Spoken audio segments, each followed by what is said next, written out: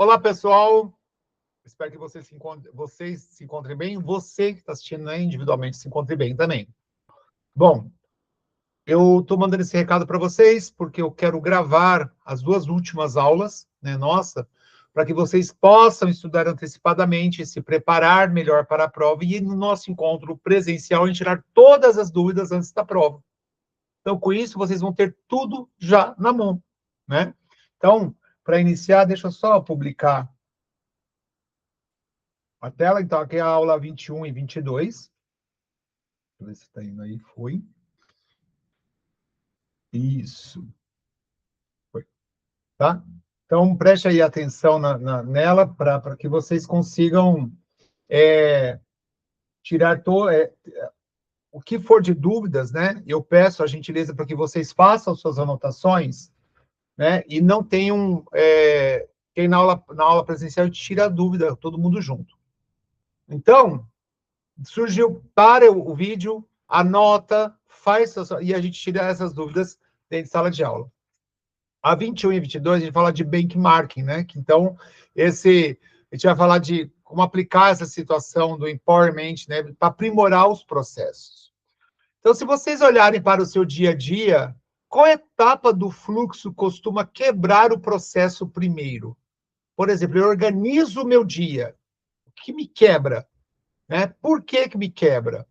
Então, a gente precisa compreender, né, o que esse benchmark está falando, fazer os custos, fazer as comparações, tá? Para a gente fazer uma análise e assim a gente conseguir aplicar uma melhoria contínua. Bom, se vocês aí, agora peço para vocês, vamos pensar agora, fazer uma reflexão. O estoque errado leva a uma separação atrasada, leva a uma expedição complicada, que resulta no pedido atrasado. Então, se a gente pensar que é um erro muito comum tentar consertar o setor isoladamente, sem ver o todo. Então, a gente precisa ver o processo inteiro, né, para a gente conseguir enxergar como está o resultado está gerando de onde, qual o ponto, tá? Para saber assim, então o processo começa em tal lugar e o problema começa em outro lugar que resulta aquilo que eu estou vendo como final. Então, se a gente pensar aqui no alinhamento aqui desse exemplo aqui de reflexão, quem é o cliente final? Qual é a saída esperada para gerar valor para ele? E nesse cliente final, dentro de um processo, eu não estou falando cliente final lá na casa do cliente, não. Existe o cliente final dentro do processo. Então, se eu estou no picking, né, e aí vai passar para o packing é meu cliente final. Então, o picking é um processo, o meu cliente final do picking é um packing. Tá? Então, a gente tem que pensar dessa forma. Então, o problema é, queremos melhorar, mas falta referência de mercado. Então, a gente precisa, se eu quero melhorar, o que meus concorrentes estão falando? Como que está sendo feito? Cuidado que é copiar processo, né, de terceiro sem entender o contexto. A receita de bolo, ela nunca não sai perfeitamente igual, porque o forno é diferente, a forma é diferente, a temperatura do ambiente é diferente, então o bolo nunca vai sair muito igual da receita que a gente vê na TV. Por isso, a gente precisa enxergar a operação pelo fluxo, né, e não por setor. Então, eu não posso pegar uma cópia de algo e pôr sem me adaptar, sem analisar a minha realidade. Então, e eu falo para vocês, nunca, jamais utilize o achismo, sendo que vocês são gestores e precisam lidar com dados reais.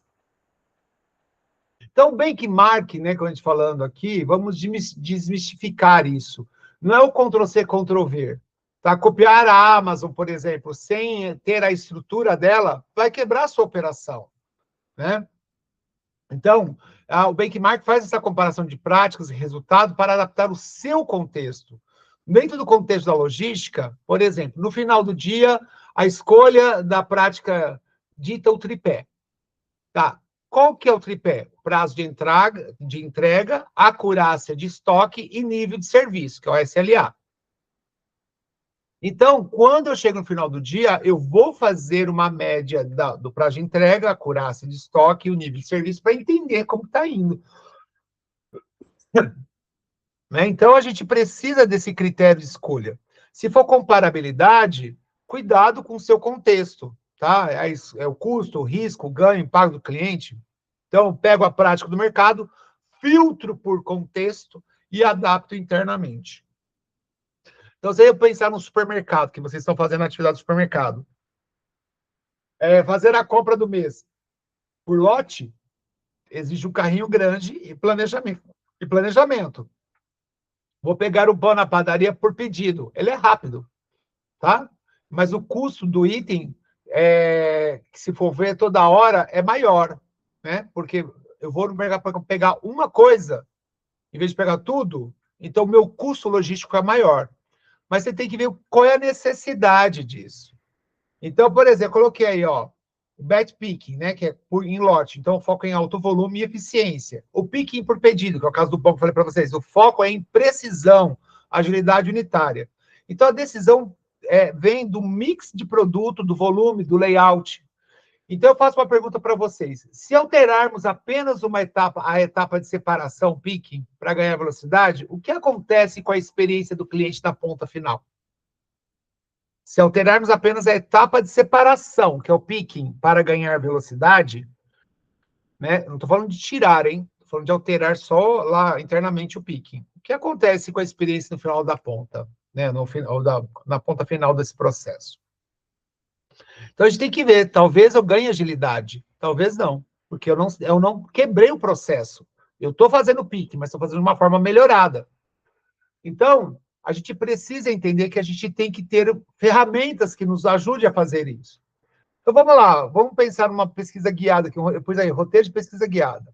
Vocês pensaram numa prática, e aí eu peço para que vocês, depois disso aqui, vocês parem a tela, a gravação, e faça esse exercício ali de tentar entender.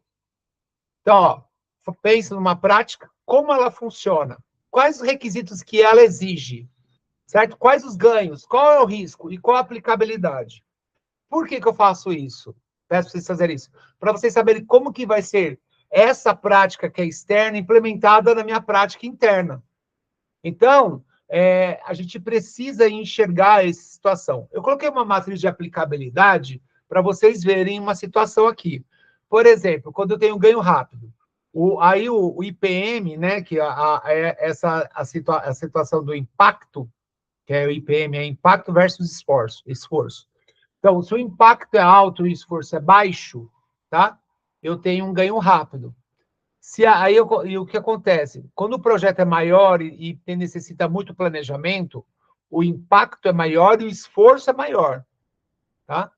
Então, a gente tem que entender. O que a gente tem que descartar num processo é quando é baixo impacto e baixo esforço. Isso pode ser, talvez, uma tarefa que está atrapalhando. E a tarefa inútil é quando tem um impacto baixo e o esforço é muito alto, né?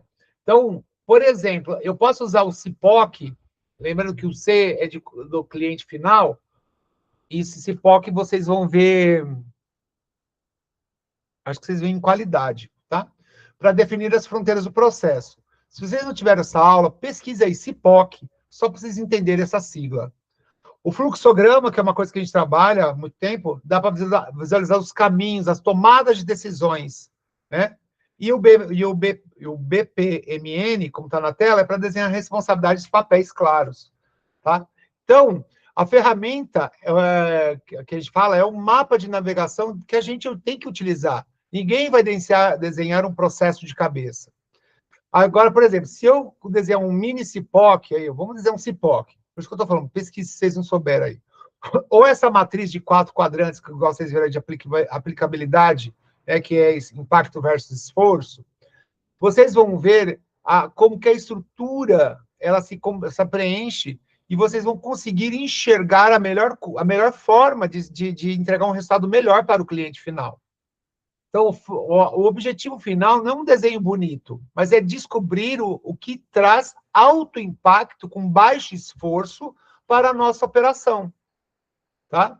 E por isso eu pergunto assim, olhando para o que vocês já desenharam até agora, que eu estou pedindo na aula, e se não fizeram isso, volte à aula e faça os desenhos, tá?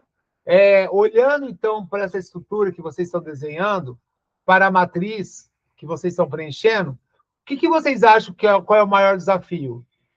Por que vocês validam isso como maior desafio? Tá? Então, eu quero que vocês pensem agora mais tecnicamente falando, porque a gente está falando de melhoria contínua. Então, aí um plano de guerra para uma mudança, né? Então, por exemplo, eu pego lá, mapa de resistência. É uma análise fria de quem ganha ou perde com o novo processo. Ônus e bônus, tá? E aí eu vou pegar fatores que vão me influenciar do ônus e bônus. Quais são os medos, quais são os incentivos necessários. Então, eu vou fazer uma mudança, de processo. Vocês estão fazendo isso com a atividade do supermercado. E aí tem uma ferramenta que eu gosto de usar, que é o 5W2H, né? Que aí a gente pode entender o que, por quê, quem, quando, onde, como, quanto vai custar, para enxergar se esse processo vai fazer uma entrega melhor ou não para o meu cliente. Mas, e aí quando eu enxergo essa situação, eu posso aplicar o CIPOC, porque eu vou ver desde o fornecedor até o cliente, né? Então, definindo aí as barreiras, né? Como a gente chama as fronteiras, e aí eu posso pôr um fluxograma para entender o processo. Isso, quando mais a gente utilizar, mais fácil vai ficando, mais claro está ficando na nossa cabeça. Então, se vocês utilizarem o mapa de resistência mais o 5W2H, qual é a parte que parece mais difícil? Entendeu? Entender a resistência ou definir prazos e métodos reais para a mudança? Lembrando que os dois eu estou mexendo com a cultura do humano, né? Da interface, é uma interface humana esse problema aqui. Então, é a resistência dele ou é prazo e método para uma mudança real e talvez ele vai ter que trabalhar sob pressão? Então, a gente tem que enxergar sobre isso. Vou pegar um exemplo prático aqui para vocês. Então, por exemplo, definir aqui 5 passos, tá? Então, eu estou definindo a fronteira. Então, eu posso utilizar o CIPOC, tá? E aí, para saber onde ela começa, onde termina. Vou listar aí de 8 a 12 ações de atividades principais, que são as ações. Marcar as decisões, identificar os desvios, né, e as aprovações. E aí, no fluxograma, é aquele losango, sim ou não, como vocês já fizeram. Lembrando que quando eu falo os marcos de decisões, vocês assistiram a aula do empreendedorismo. Qual foi a decisão? Qual foi o marco? Onde estava o erro? Né? Vocês fizeram isso ouvindo ao vivo os mentores da ideia apresentando as ideias dele. E com isso a gente acha o gargalo, então a gente propõe aí um ponto exato e aplica um ganho. Tá? Então, pode ver que eu coloquei um fluxo aí de trabalho. Início, atividade, decisão. Gargalo, melhoria rápido e acabou. Né? Então, a gente precisa colocar isso no papel, sair dessa teoria que está falando e aplicar. Então, depois desse slide, pare e faça esse exemplo prático para vocês. Porque a gente precisa desenhar um fluxo, né? Então, qual é a primeira coisa que vai acontecer? Pense, então, num processo ligado à logística para desenhar isso. Não se preocupe de fazer o desenho perfeito como a gente já fez, tá? Mas eu quero que vocês consigam entender o ritmo da lógica, tá? De entrada, processamento, decisão e saída. Cuidado para não sugerir uma saída aí, né, de R$1 milhão, porque o que acontece? Talvez a empresa não tenha esse tanto de recursos para implementar numa uma situação rápida, né? Porque quando a gente fala aí kick win, é ganho rápido. E se vocês tivessem que entregar esse mapa, né, com pressa e decidisse pular um desses 5 passos que eu coloquei aí, qual que vocês escolheriam? O que daria totalmente errado na operação se fosse o passo, se o passo que você escolheu fosse ignorado?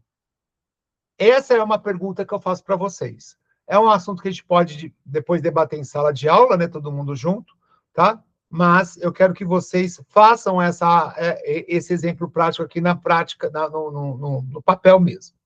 Eu coloquei um mão na massa aqui, para quem quiser fazer, é aplicar o exemplo prático, né, aqui, tá? Você pode aplicar o exemplo prático. E aí a entrega é um vídeo de 13 minutos. Mas não precisa fazer isso. Se vocês fizerem mão na massa, a gente pode discutir pessoalmente isso em sala de aula, tá bom? Então fica aí esse desafio proposto a vocês. Ok? Bom, Eu vou terminando essa aula por aqui, né? Vou terminando essa aula por aqui.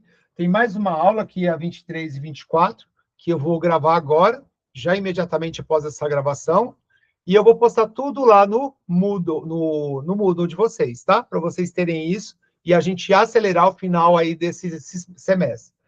Lembrando que nós temos também aulas para tirar dúvida também, tá? Beijo no coração de todos e sucesso aí no final dessa caminhada.